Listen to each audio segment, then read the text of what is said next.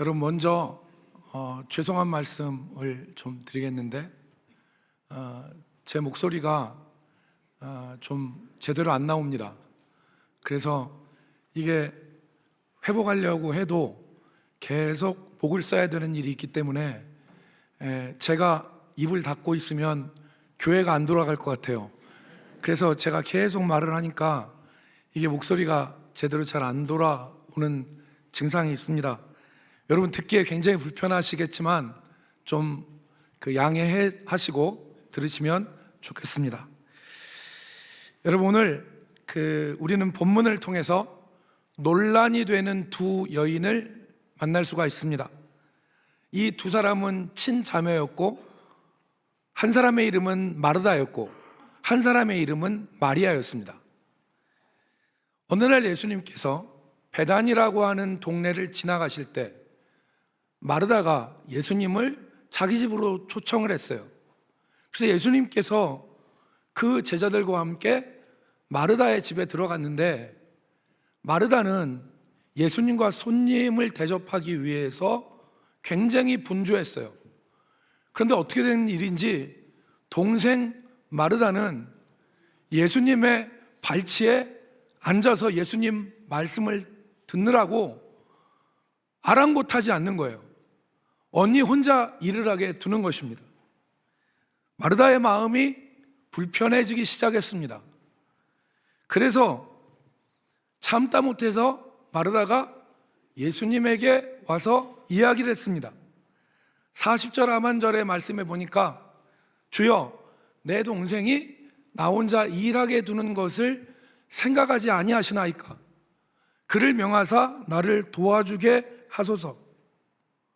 그런데 이때 예수님이 마리아야 니네 언니 지금 일하고 있지 않냐? 너도 부엌에 가서 좀 일 도와. 이렇게 얘기했으면 아무 갈등이 없었을 거예요. 그런데 예수님이 뭐라고 하셨냐면 마리아는 좋은 것을 택했으니 그가 빼앗기지 않을 것이다 라는 말씀을 하셨어요. 두둔하는 듯한 말씀을 하신 거예요. 여러분 이에 대해서 많은 사람들이 어떻게 이 말씀을 받아들이느냐? 예수님께서는 식사 준비를 하는 일보다 말씀을 듣는 일을 더 가치 있게 생각하셨다. 아멘 할 때가 아닙니다. 지금 우리 장로님이 지금 리액션을 해주셨는데 지금 사람들이 그렇게 생각을 해요. 그리고 또 무슨 생각을 하냐면 더 나아가서 교회에서 몸으로 하는 봉사보다는 말씀을 듣고 배우는 일, 예배에 참석하는 일이 더 귀하다고 생각하는 분들이 계십니다. 반대편에 있는 분들은 이런 생각을 해요. 과연 그럴까? 과연 그럴까? 말씀을 듣고 예배하는 일이 음식을 하고 봉사하는 일보다 과연 더 귀할까? 이렇게 생각하시는 분이 계십니다. 여러분은 어떠십니까? 여러분은 어떻게 생각하십니까? 여러분, 우리나라 조선시대에는 글 읽는 것과 공부하는 것을 귀히 여기는 사상이 있었습니다. 반면에 다른 일은 천대를 받았어요. 조선 중기에 일어난 실학사상을 아시죠? 이것은 성리학에 대한 반발로 일어난 거죠. 글 읽는 것, 한마디로 얘기하면 사농공상, 한자가 나오죠?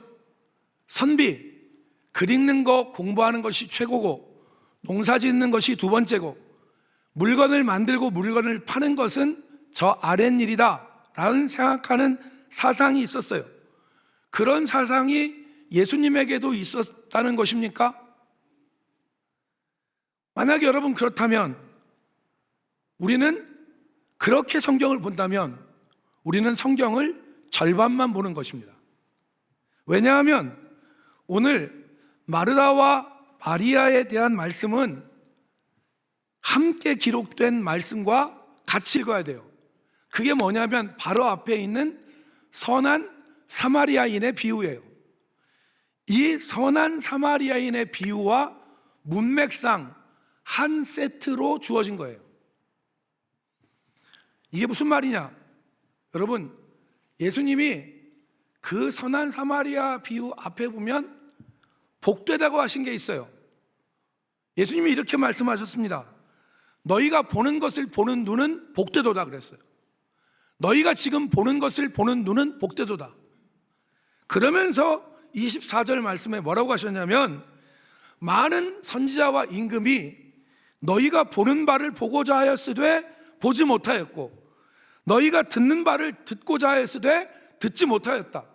그러니까 지금 너희가 보고 듣는 것이 복되도다, 이렇게 말씀하신 겁니다. 여러분, 예수님이 지금 말씀하신 이전의 임금과 선지자들이 보기를 원했고 듣기를 원했지만 보지 못했고 듣지 못한 것이 무엇입니까? 하나님의 아들이신 예수님이 들려주시고 보여주신 하나님의 나라를 말하는 거 아니에요. 이전에는 사람들이 듣지 못하고 보지 못했어요. 그런데 하나님의 아들인 예수 그리스도께 오셔서 하나님의 나라를 들려주시고 하나님의 나라를 보여주셨어요. 그렇기 때문에 이 사람들이 복되다는 거예요. 그 하나님의 나라를 들은, 그리고 본 하나님의 백성들이 어떻게 사는 것이 합당하냐라고 하시는 말씀을 이어서 해 주시는 것입니다. 하나님의 아들을 통해서 보여지고 들려주신 하나님의 나라의 합당한 삶이 무엇이냐? 그것을 예수님은 두 가지로 말씀하셨어요. 첫 번째가 선한 사마리아인의 비유고, 두 번째가 마리아와 마르다를 통해서 하신 것입니다.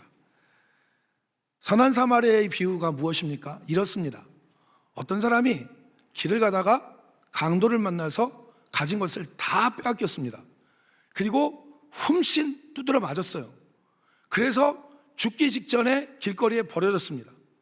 그래서 신음신음 앓고 있는데, 그 당시에 유대인들 가운데 제사장과 레위인이라는 사람들이, 오늘날 얘기하면 목사 장로예요.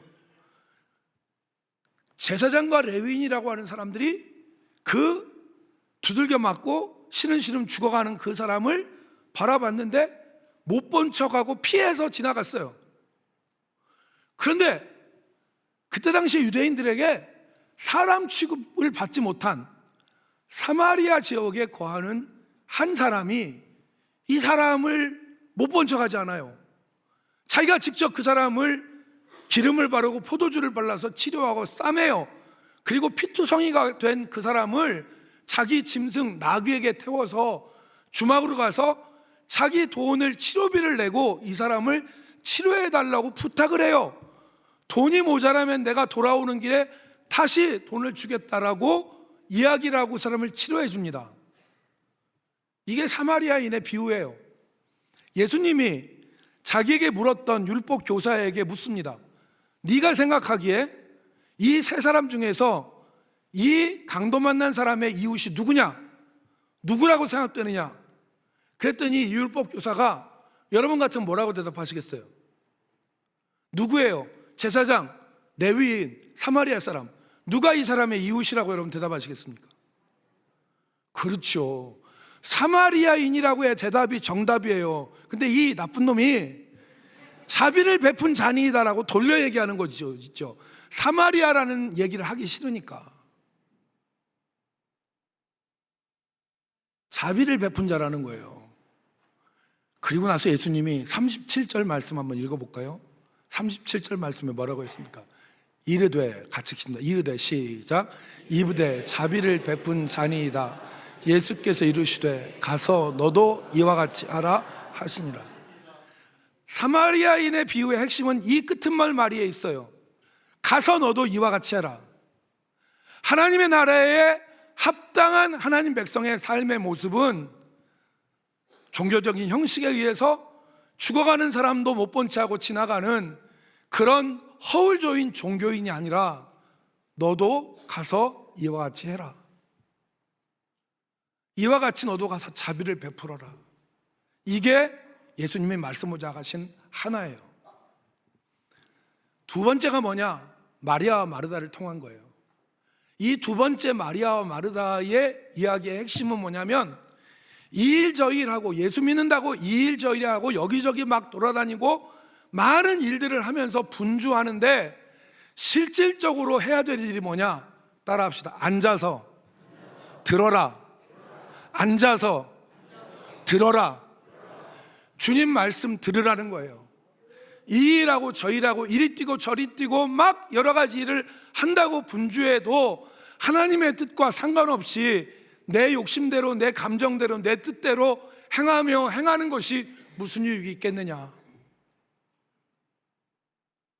예수님의 발치에 앉아서 예수님의 말씀을 듣는 것이 유익하지 않겠느냐, 이 말씀을 하시는 것입니다. 너희가 지금 보는 것을 보는 눈이, 너희가 지금 듣는 것을 듣는 귀가 복되다 했는데, 그건 하나님의 나라를 듣고 보는 거예요. 그 하나님의 나라를 듣고 보는 하나님의 백성들의 합당한 삶이 무엇이냐? 가서 행하는 것입니다. 두 번째는 앉아서 듣는 것입니다. 여러분, 오늘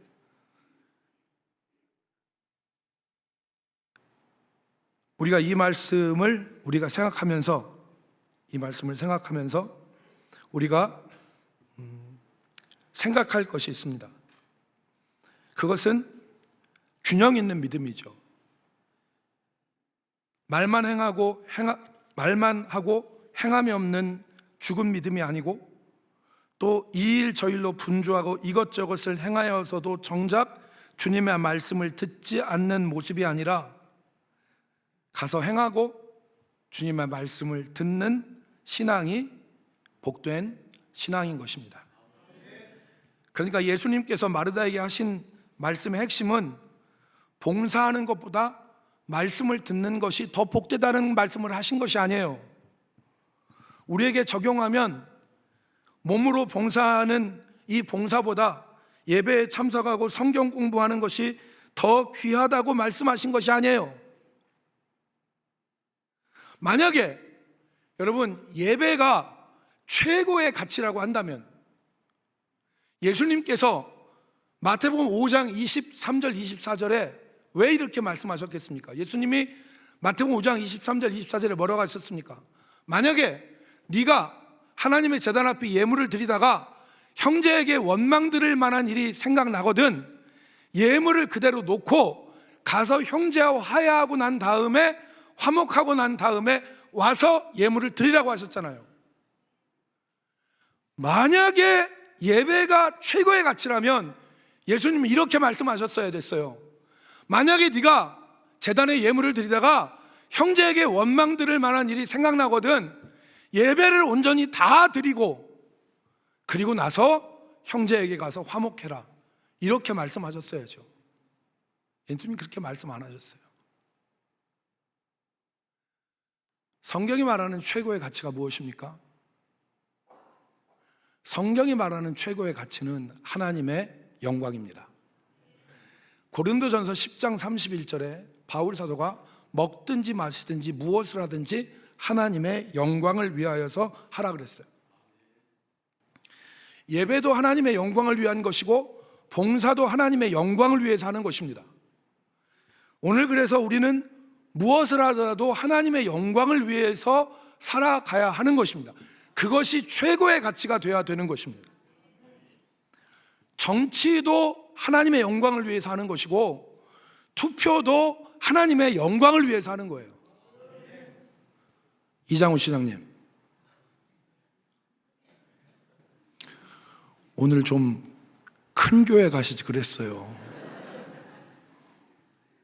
좀 거기 뭐 이렇게 큰 교회 가셔서 예배하시지.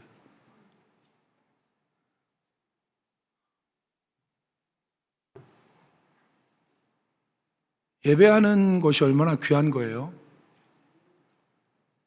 그런데 하나님의 영광을 위해서 해야 돼요. 봉사도 하나님의 영광을 위해서 해야 돼요. 투표도 하나님의 영광을 위해서 해야 돼요. 여러분, 제가 지난번에 설교를 했잖아요.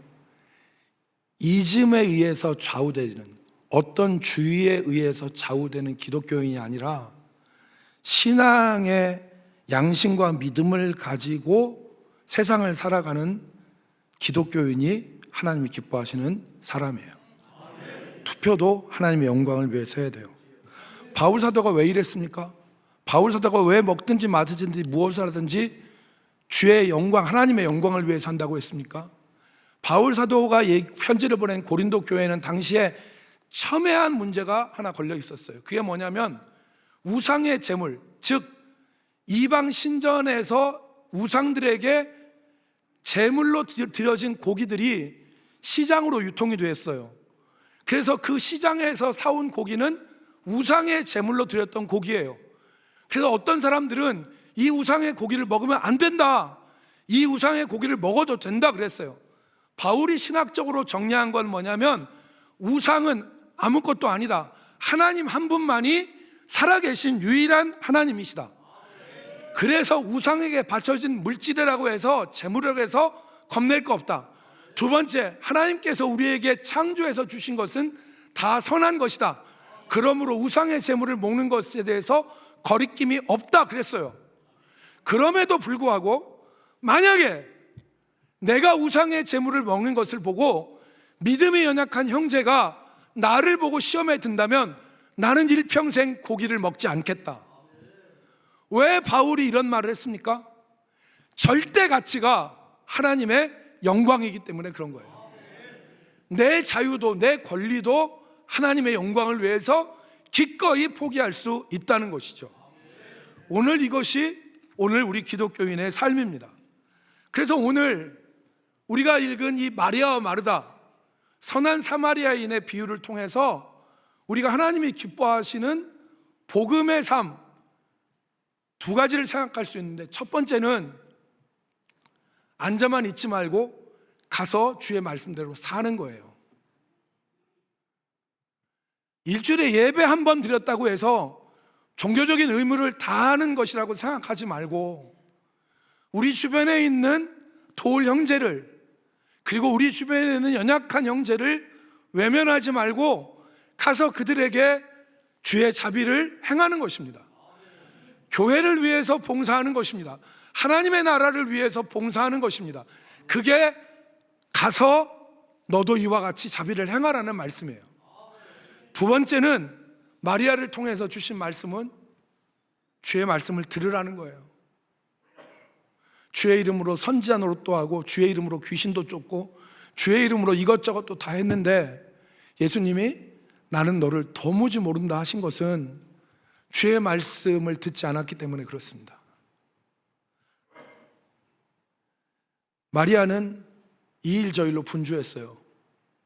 그리고 그 마음에 불편한 마음이 생겼습니다. 동생을 원망하는 것은 물론이거니와 예수님을 원망했어요. 여러분, 아까 읽었던 말씀에서 마르다가 예수님에게 이렇게 말했습니다. 내 동생이 나 혼자 일하게 두는 것을 생각하지 아니하시나이까? 이 말을 직역하면 이런 것입니다. 왜 내 동생이 나 혼자 일하게 내버려 두는 것에 대해서 관심이 없으십니까? 이 말이에요. 예수님 왜 관심이 없으십니까?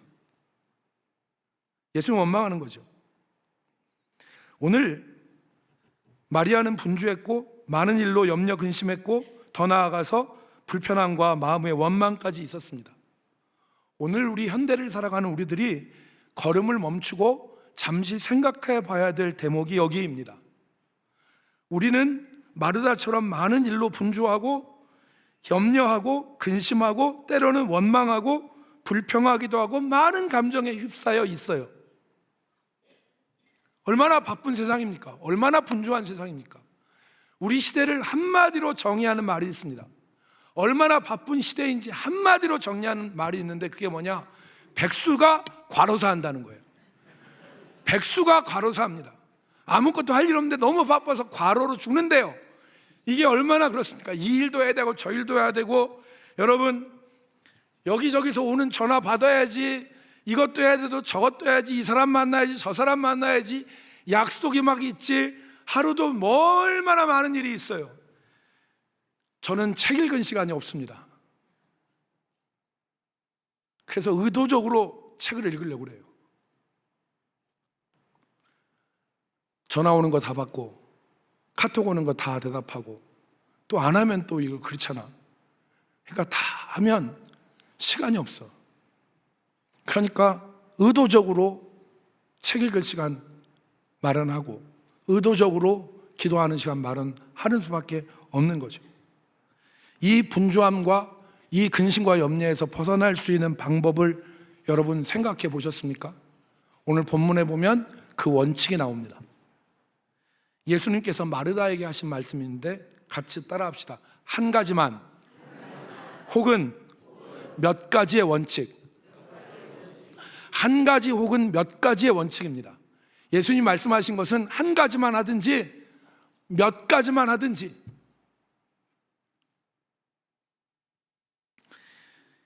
마리아는 이 좋은 것을 뺏기지 않으리라, 그 본질적인 것을 놓치지 말라는 것입니다. 이 일 저 일이 우리 생활 가운데 굉장히 많아도 본질적인 거, 놓치지 말아야 될 거, 빼앗기지 않아야 될 거, 그것을 붙잡으라는 얘기입니다. 우리 삶에 가지치기가 필요합니다. 원예하는 농가에서는 나무의 가지를 반드시 잘라줍니다. 가지치기는 단순히 나무가 아름답게 보이기 위해서 하는 것이 아닙니다. 예를 들어 사과나무나 포도나무를 그대로 두면 잎은 무성해지고 가지는 많아지고, 그렇게 되므로 열매는 작아지고 당도도 떨어지고 병충해도 증가한다고 합니다. 나무 뿌리에서 흡수하는 양분은 무한하지 않습니다. 나무 뿌리에서 흡수하는 양분은 유한한데 가지가 너무 많으면 이 양분이 분산이 되죠. 그래서 농부는 과감하게 가지를 쳐줍니다. 포도 농사의 경우에는 겨울에 농부들이 포도 가지에 무려 70%에서 90%까지의 가지를 친답니다. 옆에 있는 사람이 봤을 때 나무 망치겠구나 싶을 정도로 가지를 친대요. 70에서 90%의 가지를 친대요. 좀 놀래세요. 하나도 안 놀래. 70에서 90을 친대요. 이게 말이에요. 70에서 90을 치니까 그래야 봄이 되면 새순이 나온다는 거예요. 우리 삶에 여러분 가지치기가 필요하지 않을까요? 쓸데없는 일, 불필요한 일. 그런데 진짜 놓치지 말아야 될 본질적인 일들은 다 놓쳐요. 그래서 우리 삶이 불필요한 일들로 가득해요. 여러분, 우리가 핸드폰을 하고 게임을 하고 쇼츠를 보고 릴스를 보고, 여러분 쇼츠 얼마나 자극적이에요. 30초 요 정도 되는 영상인데 한 번 딱 보면요 1시간은 그냥 가. 1시간은 그냥 가. 게임하는데 1시간 그냥 가. 그런데 우리가 정작 기도하는데 10분, 말씀 읽는 10분은 우리 삶에 존재하기가 어려운 형태잖아요. 네가 많은 일로 분주하고 근심하고 염려하고 마음에 불편한 감정으로 가득 차 있지만 그런 것이 아니라 한 가지나 혹은 몇 가지만이라도 족하다. 오늘 우리의 삶에 불필요한 시간과 불필요한 일들을 정리할 때, 그때 우리 삶에 아름다운 열매를 기대할 수 있습니다. 여러분, 오늘 우리에게 있어서 정말 놓치지 말아야 될 본질적인 것이 무엇일까요? 저는 기도와 말씀이라고 저는 확신합니다. 하나님의 말씀을 듣지 않는데, 우리가 하나님의 말씀을 듣지 않고 이리 달리고 저리 달리고 사방으로 달려봤자 그 다름질은 헛다름질이에요. 하나님이 우리에게 말씀을 통해서 감동으로 주신 것들이 우리 삶의 능력으로 임하는 입구가 기도인데, 이 입구를 닫아버렸어요. 능력이 오냐고. 하나님이 우리가 가야 될 정확한 길을, 오늘 찬양대가 사람이 마음으로 자기의 길을 계획할지라도 그의 걸음을 인도하시는 분은 하나님이라고 그랬어요. 하나님이 우리 길을 예비하셔서 옳은 길로 가야 되는데 이 길로 가야 되고 서울을 가려고 하는데 옥천으로 막 가고, 서울을 가야 되는데 전주로 가고 남원으로 가고 부산으로 가고, 앞만 달려봐도 서울로 가겠느냐고. 하나님이 우리에게 주시는 능력은 기도를 통해서 오잖아요. 그런데 그 하나님이 우리에게 주시는 기도의 입구가 바로 기도예요. 근데 그걸 막아버렸어. 한 가지나 몇 가지만이라도 좋은 것은 빼앗기지 않아야 되는 거죠. 여러분, 지난 2022년에 베이징 동계올림픽에서 세계 신기록하고 올림픽 신기록을 세우고 금메달을 딴 스피드 스케이팅 선수가 있습니다. 스웨덴 출신의 닐스 반데르 포엘이라고 하는 이 청년인데, 96년생이에요. 96년 닐스 반데르 포엘이라고 하는 스웨덴 청년인데, 이 청년이 금메달을 2개 땄습니다. 2022년 베이징에서. 그래서 이 친구가 주목을 받아요. 세계 여러 사람들이 주목을 받는데, 왜냐하면 이 사람의 독특한 훈련법 때문에 주목을 받습니다. 이 친구가 베이징 올림픽에서 5000m에서 금메달, 올림픽 신기록, 10,000m에서 올림픽 신기록, 세계 신기록으로 금메달을 땄어요. 그런데 이 친구는 어떤 친구냐? 2014년에 세계 주니어 선수권에서 금메달을 땄습니다. 그래서 유망주, 기대주로 각광을 받았는데 1918년이 아니지, 2018년에 우리나라에서 큰 행사가 있었죠. 예. 기억력 좋은 분들 있어요. 2018년에 우리나라에서 평창 올림픽이 있었잖아. 평창 올림픽에 이 친구가 출전했는데 5000m에서 몇 등 했냐? 14등 했어요. 10,000m에서는 출전권도 따지 못했어요. 그리고서 자기 실패를 거울 삼아서 이 친구가 걸음을 멈추고 생각합니다. 그리고서 자기 훈련을 조정을 해요. 2가지가 특징인데, 하나가 뭐냐? 일주일에 5일간 훈련하고 이틀은 아무것도 하지 않은 것입니다. 여러분, 국가대표급 선수한테 일주일에 이틀을 아무것도 안 하는 것은 정신 나간 일이래요. 1분 1초가 중요한 시간인데, 1분 1초가 중요한 시간인데, 오늘 이장우 시장님도 오늘 여기서 이럴 게 아니라 밖에 가서 사람 만났어야지.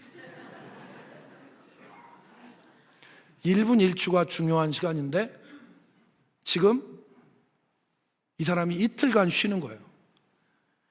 여러분, 그냥 훈련하면, 그냥 남들이 하는 거 하면 그냥 일주일, 그냥 7일 다 할 수 있어요. 그런데 이 스피드 스케이팅은 인간의 한계점에 도달해서 계속 하는 거기 때문에 일주일에 7일을 하는 거는 나한테는 불가능하고, 이걸 했다가는 지속적으로 못 한다.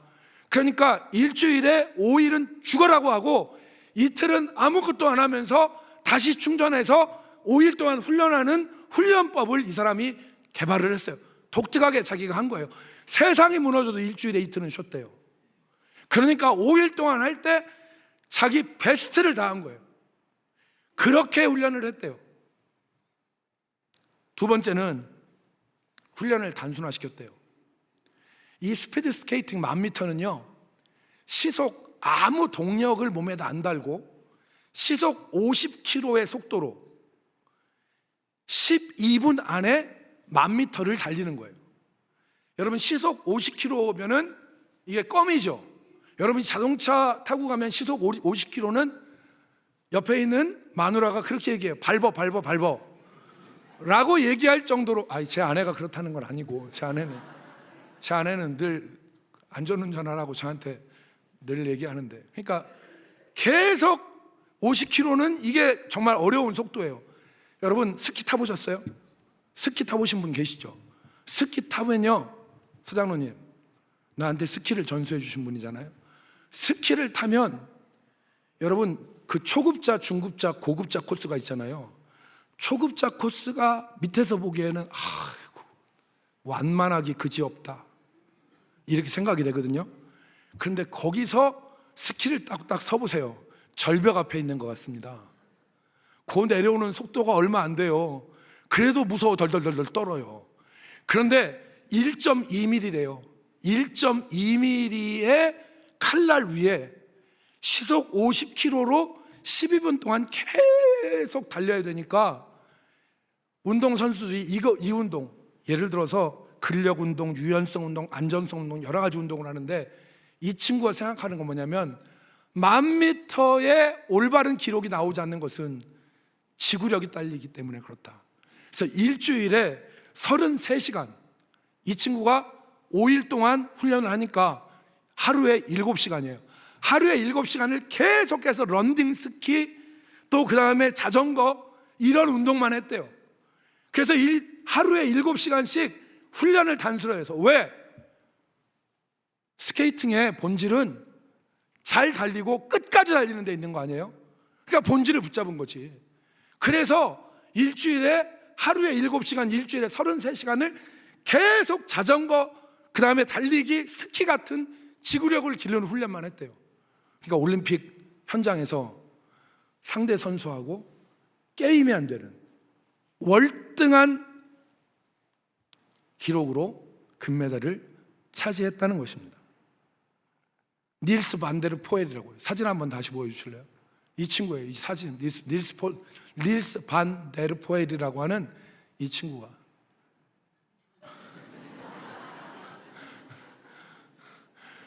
조는 거 아니겠지? 이렇게 이 친구가 책도 나왔어요. 이 친구가 책도 나와서 이 친구가 96년생인데 이 친구의 훈련법은 본질에 충실한 훈련입니다. 자기가 해야 되는 본질에 충실한 거예요. 사랑하는 성도 여러분, 말씀과 기도는 그리스도인의 삶에 있어서 심장과 같은 것입니다. 심장과 같은 거예요. 내 삶에 말씀과 기도가 없고 다른 것으로 분주하고 또 근심과 걱정으로 가득하고 다른 원망과 불평한 감정으로 가득 채워져 있다면 그것들을 쓰레기통 비우듯이 비우고 말씀과 기도에 집중하시기를 바랍니다. 말씀을 정리하겠습니다. 하나님의 부르심에 합당한 삶은 가서 행하는 것과 앉아서 듣는 것이 균형이 있게 우리 삶에 있는 것입니다.